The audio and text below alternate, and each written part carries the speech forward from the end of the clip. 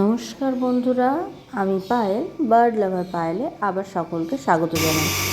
আজকে আমি দেখাবো যে লাভবার্ড পাখিরা যখন বা যে কোনো পাখি যখন তাদের ডিমটা নষ্ট হয়ে যায়, তা সেই নষ্ট ডিমগুলোকে তারা কী করে।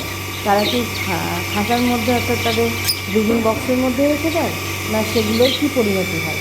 তো দেখুন, আমি ভিডিওটিতে দেখানোর চেষ্টা করছি, যতটা পারছি ক্লোজ করে দেখানোর চেষ্টা করছি। এই যে একটা ভাঙা ডিম পড়ে আছে, এইগুলো কী হয় না, পাখি যখন ডিম পাড়ে তারপরে যখন সে বুঝতে পারে যে তার ডিমটা আর এক্সিস্ট করে না, অর্থাৎ তার ডিমের মধ্যে কোনো প্রাণ নেই, তখন তারা এই ডিমের ভেতরকার যে প্রোটিন বা যে খাবারটা রয়েছে ডিমের ভেতরকার অংশ, সেই অংশটা তারা খেয়ে ফেলে এবং খোলাটাকে ফেলে দেয়। এটা হচ্ছে পাখিদের একটা সহজাত প্রবৃত্তি। তাদের ডিম নষ্ট হয়ে যাওয়াটা তারা যেমন বুঝতে পারে, তেমন বোঝার পর তারা কিন্তু এই খোলাটার ভেতরের অংশটা নষ্ট অংশটাকে খেয়ে ফেলে এবং তারা এই খোলাটাকে এইভাবে তাদের যে ব্রিডিং বক্স আছে তার বাইরে ফেলে দেয়। তো আজকের ভিডিওটি এইটুকুই জানানোর ছিল।